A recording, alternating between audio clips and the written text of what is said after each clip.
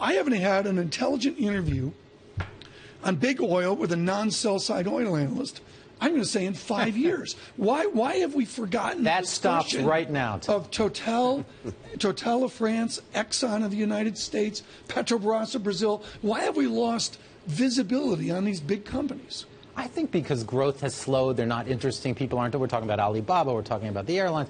But Exxon, Total, growth is 1–2% if they're lucky.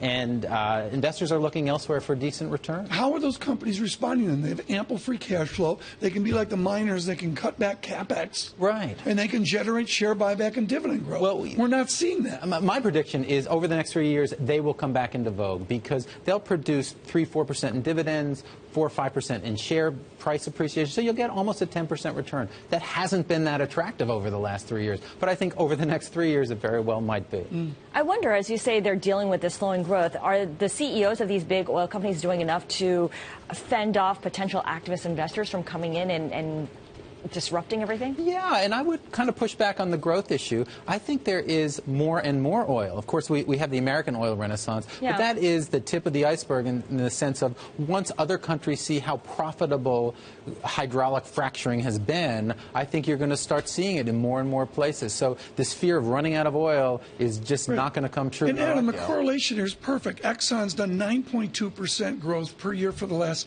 10 years while doing 10% dividend growth.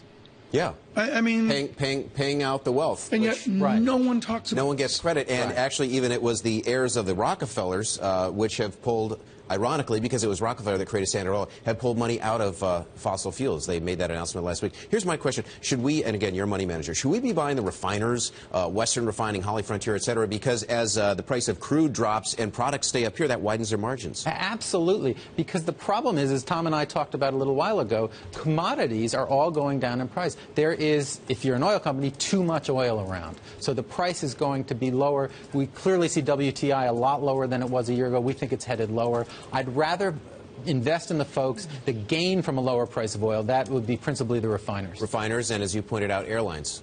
Airlines, definitely. The refiners also have the advantage of low natural gas, which is the second largest cost of refining. I want to pin you down here. Where are you upstream production, the romance of oil rigs off the tundra? We're in Russia's Exxon drilling? The Kara Sea, where they just discovered oil last week. Your Grand Banks was up there in August, right? Yeah, it was a little chilly, but I wore the Patagonia fleece. Okay, they're out with a polar... But Tom, you say romance. I think as an investor, you know, complications, technical difficulties, that's a hard place. So where upstream to downstream, which is Scarlett gassing up after hockey games. I would stay away from the upstream. I would say there's too much oil. These guys are not going to earn the kinds of returns we want to give to our clients. So they could get 8%. We're not looking for 8%. We're looking for more. Can Carl Icahn change this debate? Can activism come in to jumpstart a more intelligent No, and you use of haven't cash seen flow? Carl in that space either, and for a good reason. I mean, you can't change the secular dynamics of more and more oil coming out of the ground. Something we never thought would happen 10 years ago has caught up with us. Even Carl can't change that. Even Carl can't take on OPEC.